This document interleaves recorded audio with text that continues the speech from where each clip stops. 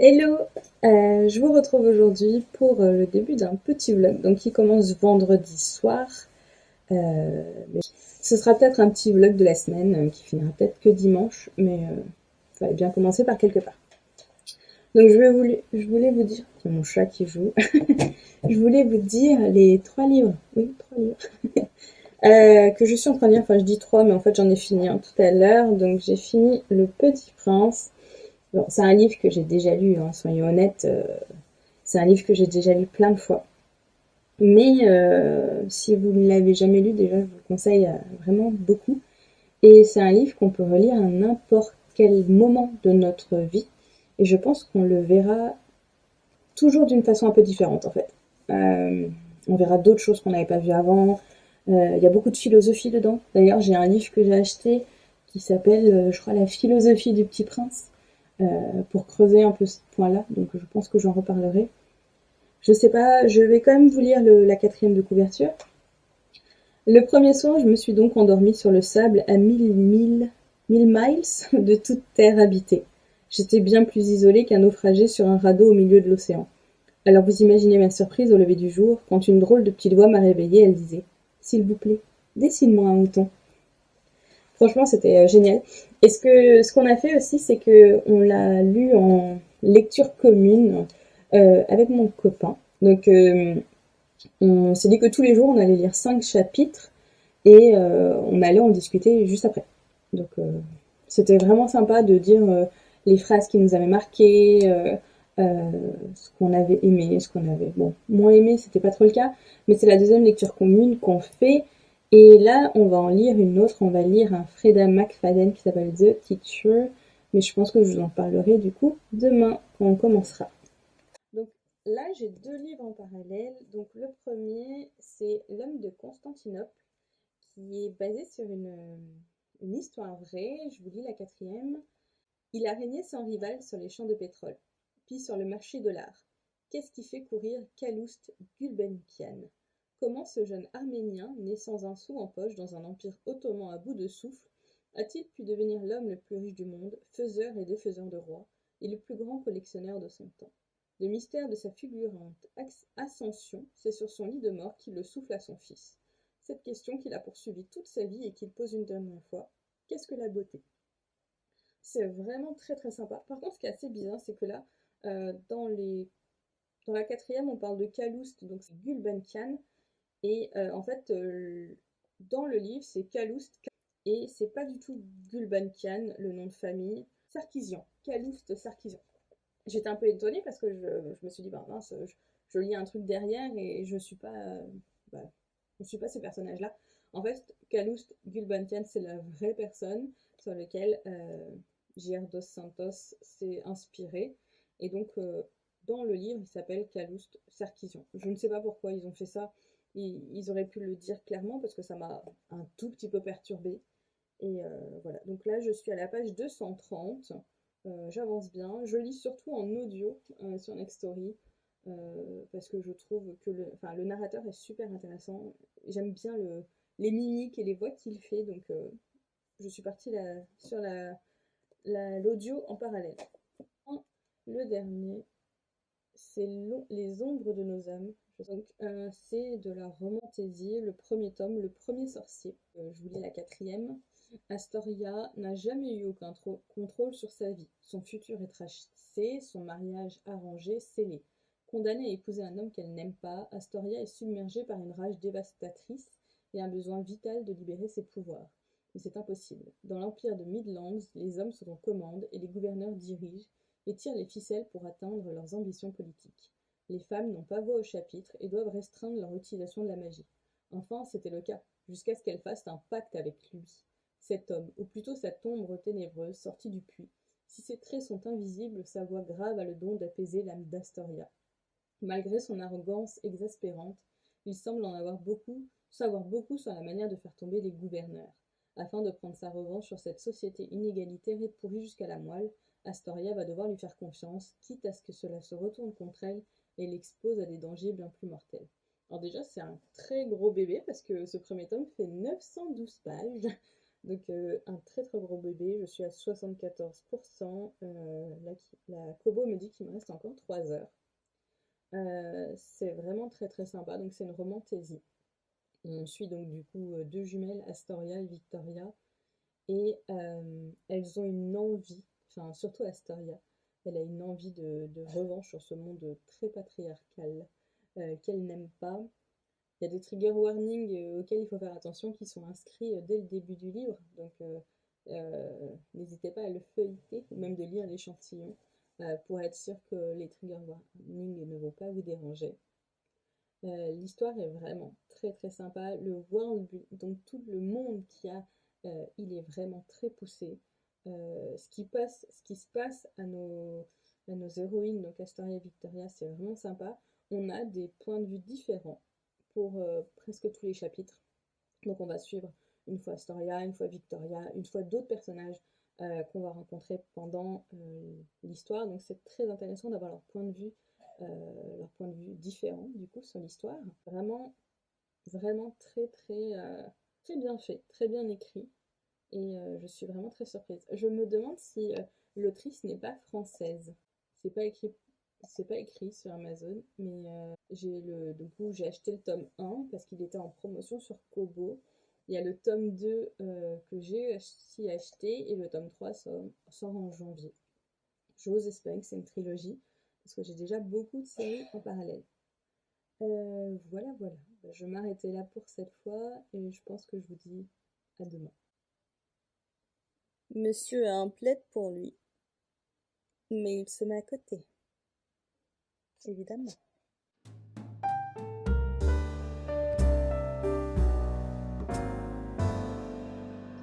Alors, on est le dimanche 1er décembre, donc je vous présente Rio, qui squatte un petit peu. Ou c'est moi qui squatte à côté de lui, en vrai, là. J'ai mis la caméra pour que vous le voyez bien. Alors, je vais vous faire un petit bilan lecture. Donc, la première, c'est que j'ai fini Les Ombres de nos âmes, le premier tome, le premier sorcier. Vous avez parlé la dernière fois. Et j'ai vraiment, vraiment, vraiment beaucoup aimé cette histoire. J'ai adoré voir l'évolution. L'évolution de nos personnages, l'évolution de nos, enfin surtout de Astoria, qui, euh, qui devient de plus en plus intéressante, de plus en plus badass, qui prend de plus en plus les rênes de sa vie, sachant qu'on est dans un monde très très très patriarcal. Les femmes, c'est vraiment des ventres, soyons honnêtes.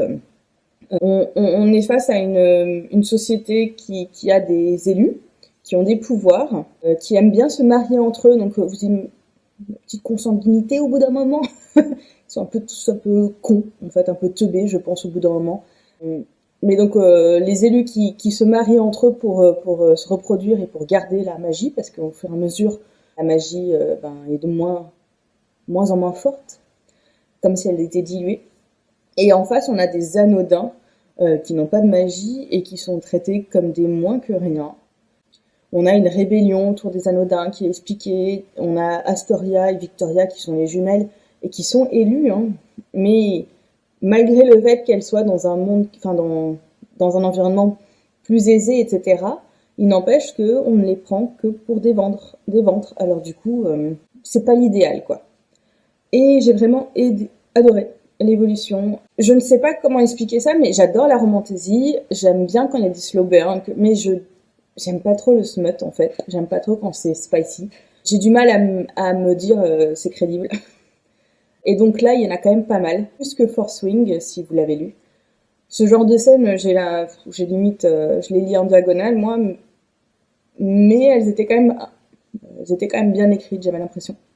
Il y a une notion de flamme jumelle qui est développée aussi. On aime ou on n'aime pas. J'ai trouvé ça un peu cucu parfois, mais bon, ça peut s'expliquer avec cette histoire de flamme jumelle. Enfin, un peu cucu ce que les gens peuvent faire, mais ça peut s'expliquer avec cette histoire de flamme jumelle. Donc voilà, je lirai le tome 2 bientôt, je pense, parce que mais je n'aime pas enchaîner, parce que généralement, vu que là, il faisait déjà presque 1000 pages, enchaîner avec 1000 autres pages, overdose, quoi.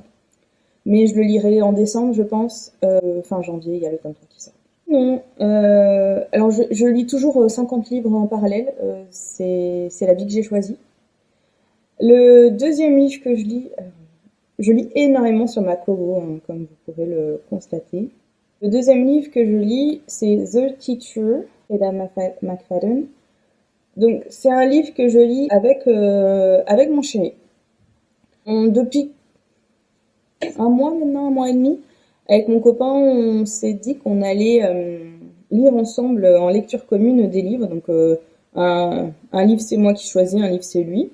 Et on découpe le livre en petits morceaux, surtout pour lui, hein, parce que moi, le livre, il fait, je sais pas, 400 pages, en 3 jours, c'est fait.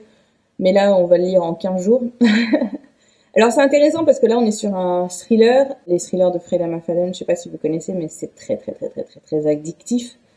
Limite à 5 chapitres par jour. Donc, c'est très, très difficile de tenir et de se dire, waouh, j'aurai la réponse que demain, puis demain, puis demain. Très très intéressant, surtout qu'on peut en parler, du coup, on donne nos théories, on donne notre avis sur les personnages, etc. Donc là, j'ai pas le synopsis, peut-être que je peux le trouver. Ah oui, c'est en anglais. Alors c'est la Audrey du montage et j'ai un peu pitié de moi qui ai galéré à traduire à la volée en anglais, donc je vais le faire ici. Leçon numéro 1, ne faire confiance à personne. Eve a une vie agréable, elle se lève chaque jour, reçoit un baiser de son mari Nate et part enseigner les mathématiques au lycée local. Tout va pour le mieux, sauf que l'année dernière, le lycée de Caïsham a été secoué par un scandale impliquant une liaison élève-professeur avec une élève, Adi, au centre de l'affaire. Mais Eve sait qu'il y a bien plus que ce que l'on croit dans ces vilaines rumeurs. On ne peut pas faire confiance à Adi, elle ment, elle blesse les gens, elle détruit des vies, du moins c'est ce que tout le monde dit. Mais personne ne connaît la vraie Adi, personne ne connaît les secrets qui pourraient la détruire, et Adi est prête à tout pour ne rien dire. Donc pour le moment, j'ai lu que 10 chapitres, alors, sachant que c'est les Freida McFadden, c'est des livres où il y a genre 80 chapitres. Donc 10 chapitres, c'est 12%. Ça commence assez fort parce qu'on suit une personne. Du coup, c'est dans le prologue, donc je spoil rien du tout. Une personne, on sait que c'est une femme, mais on sait pas plus. Elle est en train d'enterrer un corps dans une forêt. On sait pas qui. On sait pas qui est cette personne. On sait que c'est une femme, a priori. On sait pas qui est la personne qui est morte. Et on sait pas ce qui s'est passé. Et ça, c'est souvent dans les Freida McFadden, t'as un prologue comme ça qui te met en situation, tu fais what? Et le chapitre d'après, c'est genre 3 mois avant. Oh putain. Donc tu sais que tu vas devoir lire les 80 chapitres pour comprendre qui c'est, qui est mort, qu'est-ce qui s'est passé. Et on suit les points de vue, donc on a chapitre par point de vue, donc on suit le point de vue de Eve et le point de vue de Adi. Donc Eve qui est la prof de maths et Adi qui est l'élève à qui apparemment elle aurait eu une relation avec un professeur. Eve, elle a une vie vraiment merdique. Enfin, en gros, son mari, Nate, c'est un putain de beau gosse. Tout le monde le kiffe, les élèves le kiffent. Il a été nommé prof le plus sexy de l'année d'avant. Et ils ont une relation mais hyper nulle, quoi. Enfin, genre, elle nous explique que ils s'échangent 3 bisous sur la joue par jour. Wow. Ils font l'amour une fois par mois, genre le premier dimanche du mois, quoi. Oh là. La tristesse, je dis ça parce que elle a l'air hyper malheureuse, quoi. Enfin, ça lui convient pas. Elle lit plusieurs fois, putain, j'ai juste envie de le tuer, quoi. Enfin, donc t'as envie de dire, mais ma grande, casse-toi. Il est prof, t'es prof.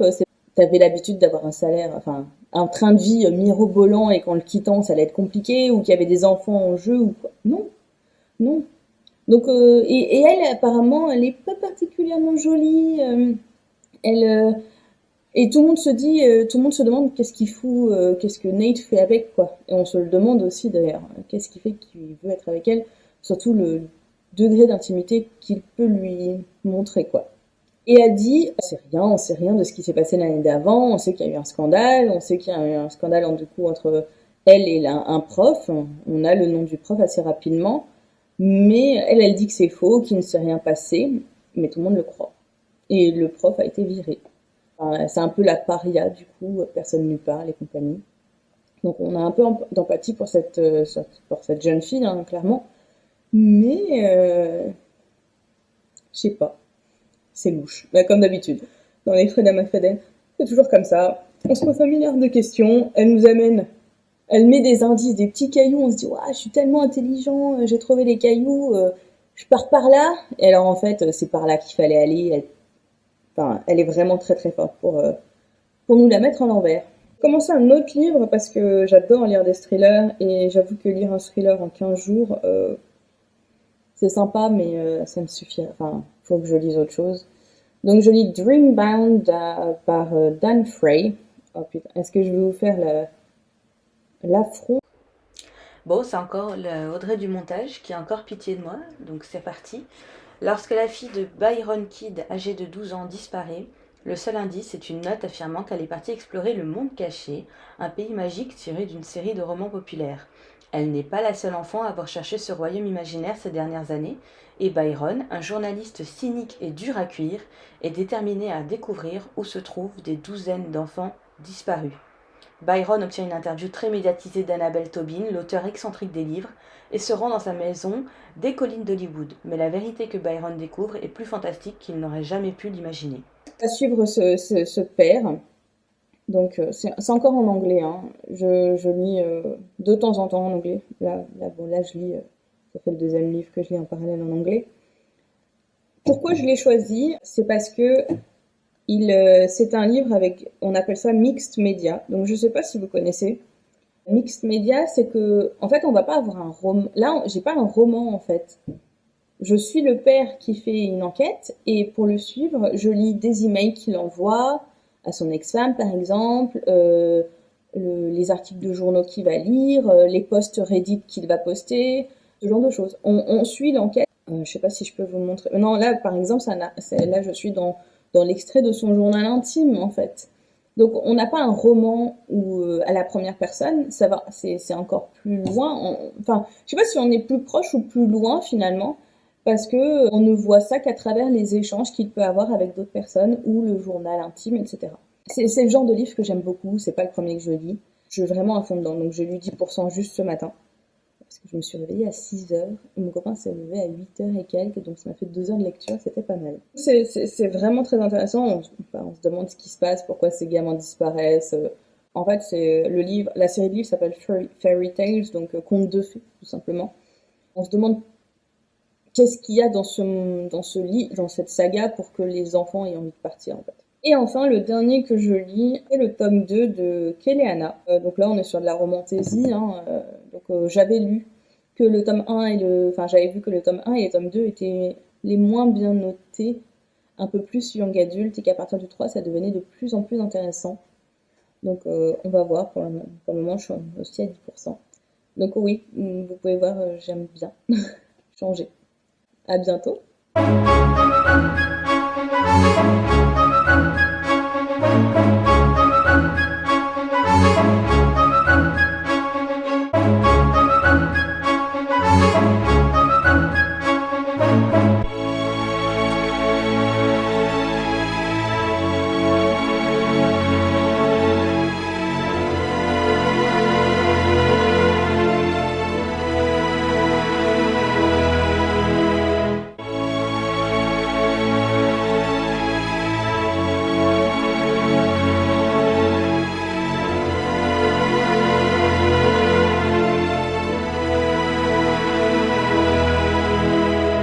Et bonsoir, on est le 4 décembre, ça fait quelques jours que je vous ai pas appris, pas beaucoup avancé dans les livres, donc c'est pour ça. Et pas mal de boulot, donc là je viens de rentrer, il est 18h. Donc je me suis dit que j'allais vous prendre, et je ferai le montage, je pense, demain, pour vous mettre le vlog, mon premier vlog. Donc, petite avancée sur les livres, donc j'ai toujours mes 3 livres en parallèle. Donc le premier c'est Dreambound, donc de Dan Frey. Globalement j'aime beaucoup, je suis à 62% si je dis pas de conneries, page 218. Et j'aime beaucoup, c'est que, en fait, je l'ai juste pris parce que c'était du mix média. Je ne savais pas l'histoire, j'ai même pas lu la 4e de couverture. Mais j'aime beaucoup. C'est du thriller, enfin c'est une enquête, un père qui recherche sa fille. Mais ce qui est intéressant, c'est que je ne sais pas du tout s'il y a du fantastique ou pas. Est-ce que les événements qui se passent sont expliqués par des choses fantastiques? Parce qu'il y a des trucs où tu te dis, il y a de la magie là-dedans, quoi. Ou est-ce que ça va s'expliquer plus tard, naturellement, en mode, bon bah voilà, bim bam boum. Je sais pas si vous entendez, il y a mon chat qui est en train de gratter la litière. Mmh. Donc je ne sais pas, je vous dirai, mais pour le moment j'aime beaucoup, beaucoup. Je l'ai bien bouffé, dimanche. Je continue. Le deuxième que je lis, donc celui-là c'est celui que je lis avec mon chéri, donc c'est The Teacher de Freda McFadden. Donc là on est à 29%. Donc c'est pas le premier Freda McFadden que je lis, c'est peut-être genre le 10e, un truc comme ça. Celui-là est assez lent. En plus, comme je lis que 5 chapitres par jour, ça a raison des hivernements, quoi. Mais les choses se mettent en place vraiment petit à petit, tout doucement, quoi. Enfin, on a vraiment des petites paillettes d'infos à droite à gauche, mais il n'y a pas de grosse avancée en 5 chapitres par jour, quoi. Malgré le fait que je suis déjà à 30% en fait. 29 quoi. Enfin, je suis au tiers du livre et en fait, ça avance petit à petit, mais pas beaucoup. Et le dernier, c'est Kéléana, le tome 2. Donc celui-là, je suis à 36%, donc les choses avancent petit à petit. Et en ce moment, je me lève et il est genre 5h ou 6h du mat, donc je lis bien pendant 2 heures le matin avant de me préparer. Et j'aime beaucoup. Alors le tome 1, j'avais bien aimé, mais en plus... Ah, et mon petit chat derrière la caméra. Et le tome 2, bah, je suis complètement à fond. J'aime beaucoup Kaol. J'aime beaucoup Kaol, j'aime beaucoup Kéléana, j'aime beaucoup Nemeria, j'aime beaucoup les personnages qu'on a. J'aime beaucoup leur personnalité, leur réaction. J'aime beaucoup comment Kéléana réagit face aux demandes qu'on lui fait. Je voudrais pas spoiler, donc si vous comprenez, si vous avez lu le tome 2, vous comprendrez. Mais face on lui demande qu'on lui fait, j'aime beaucoup la façon dont elle réagit pour que ça soit pas de la dissonance cognitive et pour que ça corresponde à ce qu'elle est en fait. Qu'elle n'ait pas l'impression de se trahir en fait. Donc ça, j'aime beaucoup, beaucoup. Donc voilà, je suis à 36%. Ouais, forcément, quand on lit 3 livres en parallèle, on finit moins de livres rapidement. Mais c'est ma façon de fonctionner. Donc normalement, j'en ai moins. Normalement, j'en ai 2. Genre un thriller, une fantasy, ou un thriller, un feel good, etc. Mais vu que là, il y a aussi le livre que je lis en parallèle avec mon chéri, ben, je préfère en avoir un 3e. Donc voilà, je vais m'arrêter là pour ce petit vlog de la semaine. Il y a moyen que j'enchaîne avec un second vlog. Je vais tester de faire du montage. Je verrai si j'arrive à faire un truc sympa. Si vous regardez cette vidéo, c'est que j'y suis arrivée en tout cas. Et ben, je vous dis à bientôt sur une prochaine vidéo. À plus!